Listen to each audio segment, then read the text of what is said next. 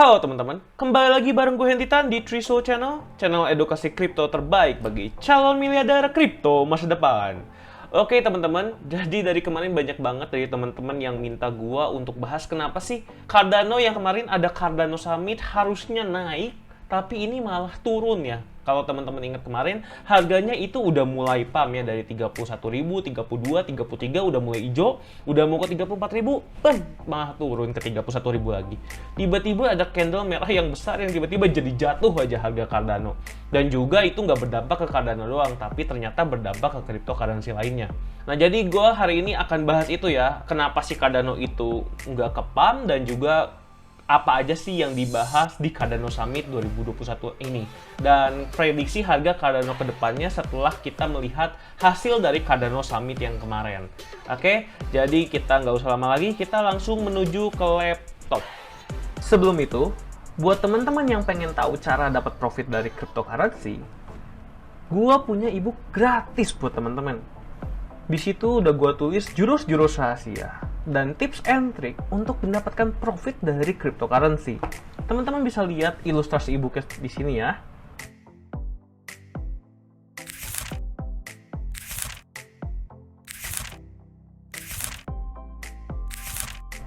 Nah, e-book yang keren banget ini gue kasih gratis buat teman-teman.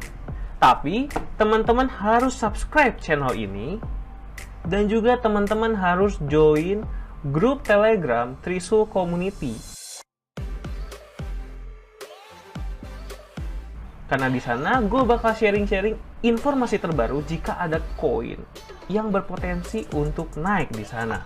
Dan jangan lupa setelah subscribe channel ini dan juga join ke Trisul Community, teman-teman langsung kabari admin yang ada di link deskripsi. Dan teman-teman akan langsung dikirimkan link e-booknya oleh admin itu.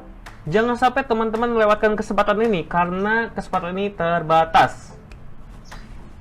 Nah oke, teman-teman kita bisa lihat dulu kondisi market saat ini. Kita bisa lihat di coinmarketcap.com dengan di trendingnya, Cardano masih menduduki peringkat kedua ya teman-teman. Dan kalau kita lihat di sini ya, berdasarkan kapitalisasi market, Cardano di sini masih menempati urutan ketiga dengan harga di 2,24 dolar ya. Masih belum naik dan juga tidak bisa turun menembus 2 dolar. Dengan perubahannya dalam satu hari itu kurang lebih di 0,58% dan juga selama 7 hari naik 3,52%. Ini kalau bisa dibilang dengan adanya event yang sebesar Cardano Summit, menurut gue sih emang ini kurang ya potensinya, harusnya dia bisa naik lebih tinggi lagi.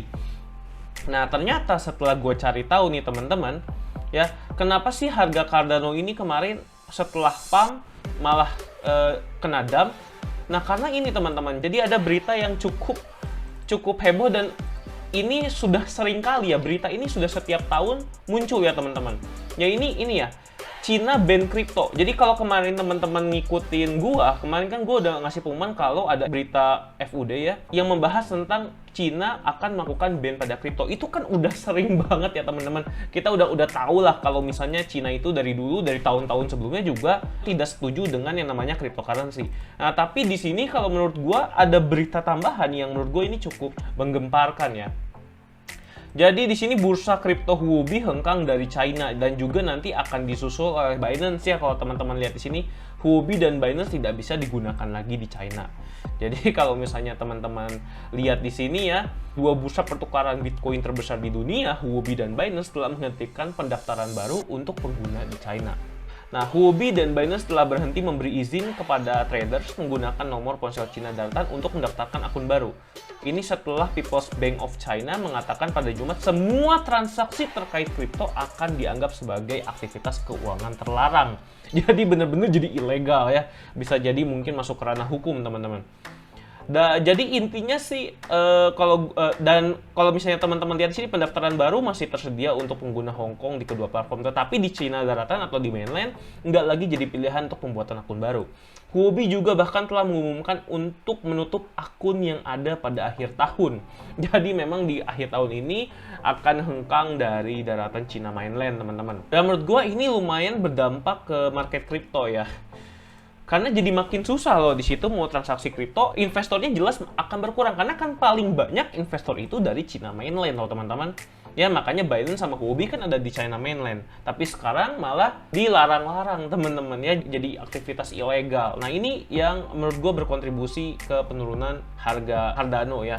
Jadi itu adalah berita yang menurut gue jadi penyebab kenapa Cardano setelah ke-pump sedikit, akhirnya malah tiba-tiba jatuh ya. Karena menurut gue berita ini memang lumayan mengagetkan ya teman-teman. Nah, sekarang kita bahas ke Cardano Summit ya, teman-teman.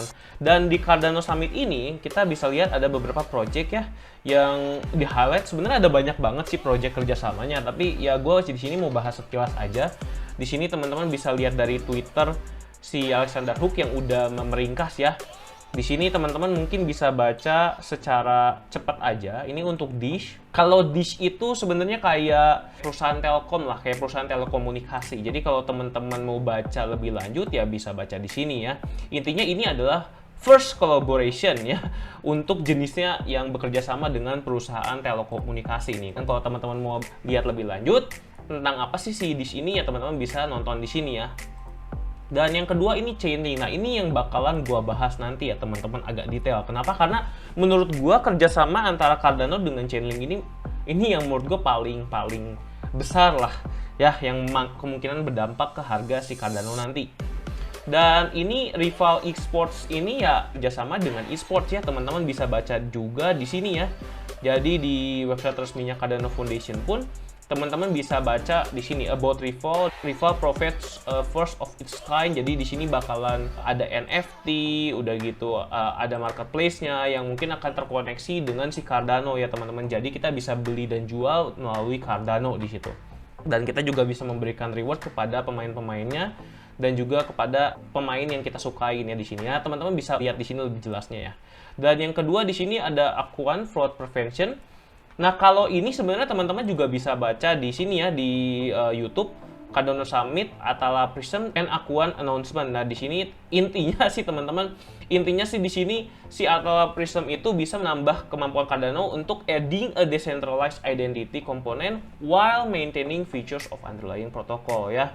Jadi menurut gua sih ini memang bisa membuat Cardano menjadi lebih bagus ya sistemnya blockchain-nya gitu. Nah, menurut gue ini kerjasama yang cukup oke juga, dan teman-teman bisa lihat di sini di ini ya IOHK untuk teman-teman bisa lihat lebih lanjut ya. Di sini teman-teman bisa lihat ada video-video terbarunya yang tadi Dish, udah gitu ada Atala Prism, dan juga nanti ini yang Chainlink kita akan bahas bareng-bareng ya. Dan ini untuk Koti dan Ardana juga ya, ini seperti biasa kerjasama dengan stablecoin to crypto to fiat payments ya. Biasa menghubungkan antara fiat dengan stablecoin. Lalu di sini teman-teman bisa lihat juga di sini ada About UBX, ada 8hack. Dan menurut gue ya kalau gue bahas semuanya agak kepanjangan ya. Di sini juga ada Fairy Tree. Kalau Fairy Tree ya intinya ini mah lebih kayak ke pohon ya. Maksudnya ke pohon gimana? Jadi kalau kita lihat sih di sini nih, ini kan paling di highlightnya itu yang Fairy Tree. Jadi ini kalau misalnya kita nyumbang satu ada, artinya akan ada satu pohon yang ditanam. Intinya mah kayak donasi sih kalau ini ya teman-teman. Menurut gue ini juga nggak segitu gedenya. Dan kalau yang paling gede itu sebenarnya yang ini teman-teman ya. Kerjasama antara Cardano dan Chainlink. Jadi kalau misalnya teman-teman lihat di sini ya, ini teman-teman bisa lihat detailnya. Di sini memang dalam versi bahasa Inggris, tapi gue udah mempermudah dalam sebuah bentuk tulisan ya. Jadi kalau teman-teman mau lihat di sini, nah ini.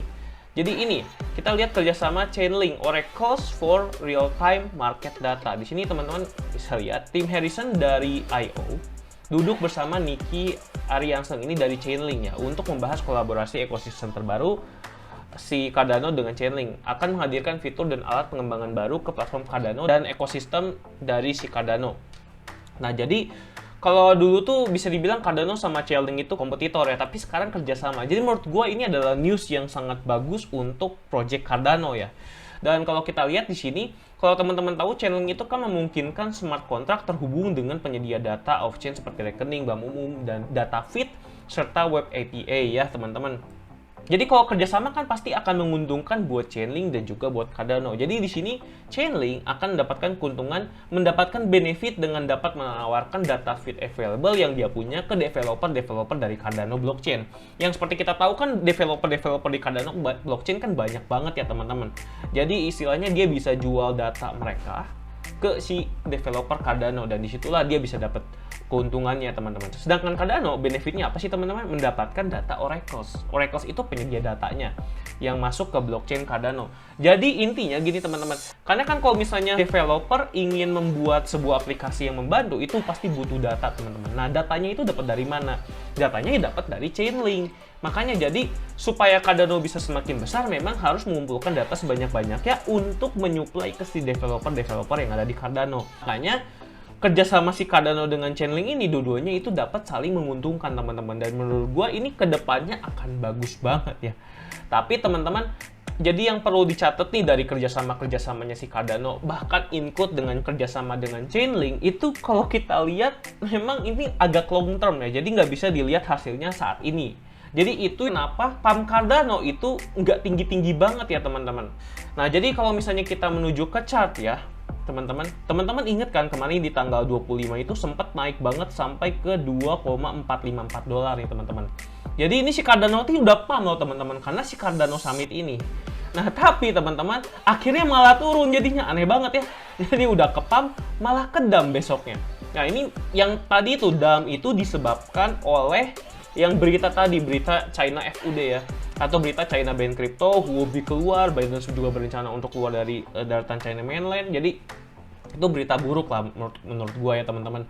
Nah tapi di sini Cardano Summit berefek nggak? Berefek, dia ke pump, cuman pumpnya itu kalah kuat sama berita yang tadi teman-teman. Ya karena kenapa kurang kuat? Karena kalau kita lihat dari project-projectnya si Cardano ini agak ke long term ya teman-teman, jadi nggak bisa dirasakan sekarang. Kalau untuk long term, menurut gue sih project ini akan bagus banget dan akan meningkatkan harga Cardano. Tapi untuk saat-saat ini, efeknya ini masih kalah sama berita China ngeban crypto ya teman-teman. Jadi makanya kenapa harganya turun. Nah menurut gue ini bisa dijadikan kesempatan ya teman-teman. Karena sebenarnya menurut gua sih Cardano ini projectnya kedepannya akan bagus secara long term, tapi secara short term karena ada berita-berita yang kurang bagus ya buat kripto, harganya akan turun. Jadi kalau menurut gua sih tetap seperti yang kemarin ya, kemungkinan besar sih kalau kita lihat dari sini berarti dia akan turun dulu nih teman-teman. Ini kan kita udah ada trend line-nya ya teman-teman, bisa lihat sendiri nih, udah gua buat trend line-nya juga. Ini masih dalam trend line. Ini berarti si Cardano memang menurut gue akan turun dulu sampai ke level ini teman-teman. Mungkin antara di harga 2 dolar atau 2 dolar ke bawah ya, di 1,9 dolar. Sebelum dia naik teman-teman. Salah satu acuannya ya ini ada support klasik dan juga Fibonacci 60%. Yang menurut gue ini udah cukup akurat ya, Fibonacci udah oke, support klasik juga udah masuk. Dan menurut gue akan lebih bagus lagi jika ditambah dengan ini ya. Kalau kita lihat di sini ada dynamic support dari EMA 200. Jadi kalau kita lihat nih ya, Cardano walaupun dia tembus EMA 100 ataupun EMA 50, dia masih bisa tembus turun lagi. Tapi ketika menyentuh EMA 200, dia akan otomatis mantul ke atas. Nah menurut gue ini kita tinggal menunggu aja ya. Menurut gue dia masih akan bisa tembus si EMA 100, tapi dia yang biru ini nih, jadi dia kemungkinan besar, menurut gue sih kayak gini teman-teman. Jadi dia mungkin aja bisa naik seperti ini. Jadi kemungkinan sih ya antara beberapa hari kemudian menurut gue sih Cardano masih akan turun ya teman-teman. Sebelum dia naik ke atas nih teman-teman. Ya, ini kalau prediksi gue. Jadi ketika kena EMA 200, ketika kena support klasik, dan kena area Fibonacci 60%, dan juga menurut gue ketika kena trendline nih teman-teman. Ya mungkin deket-deket sini lah teman-teman ya. Nah jadi kalau misalnya teman-teman nanya, jadi bakal turun dulu kok. Kalau menurut gue sih seperti itu ya. Tapi kalau buat teman-teman yang inginnya long term, gue kalau investasi sekarang boleh nggak? Ya boleh-boleh aja teman-teman, apalagi kalau buat long term. Kalau buat long term dan teman-teman takutnya ketinggalan terbang, mendingan teman-teman nggak apa-apa invest dulu sebagian sekarang, karena nggak ada yang tahu kapan si Cardano ini terbang. Kalau menurut gue sekarang bau-baunya bisa terbang, menurut gue sih bisa, asal nggak ada berita-berita kayak tadi ya, berita-berita tiba-tiba China ban crypto, berita-berita yang bikin kita takut lah, yang udah ada setiap tahun yang tiba-tiba di-up lagi. Ya, menurut gue sih justru kalau ada berita-berita yang menakutkan seperti itu, jadikanlah kesempatan supaya kita bisa beli di harga paling murah teman-teman. Nah sekarang tinggal pertanyaannya, apakah kita bisa beli di harga paling murah atau enggak? Dan prediksi gue harga paling murah itu ada di antara 1,8 sampai 2 dolar. Jadi saran gue buat teman-teman selalu siapkan dana untuk beli di area itu, teman-teman. Dan juga kalau misalnya teman-teman nggak mau ketinggalan, beli sekarang sebagian dulu juga nggak apa-apa ya, teman-teman. Nah, oke, itu aja sih teman-teman yang mungkin bisa gue sampaikan perihal tentang Cardano Summit dan juga kenapa harga IDA itu ke-pump terus tiba-tiba ke-down lagi. Kalau dari analisis gue ya karena berita-berita yang tadi ya, teman-teman. Dan juga hasil Cardano Summit yang menurut gue memang memuaskan, oke, tapi nggak memuaskan banget ya, teman-teman. Jadi kalau misalnya buat teman-teman yang mau investasi Cardano, ya menurut gue sih oke, karena long termnya Cardano ini masih bagus banget. Seperti biasa buat teman-teman yang mau investasi Cardano, ya teman-teman harus selalu melakukan research sendiri, karena apapun itu investasinya adalah tanggung jawab teman-teman. Oke, jadi thanks for watching. Kalau teman-teman suka dengan analisis video seperti ini, jangan lupa klik subscribe supaya teman-teman gak ketinggalan video terbaru dari gue. Gue Hendy Tan dan gue pamit dulu. Trade with Risu, tetap cuan!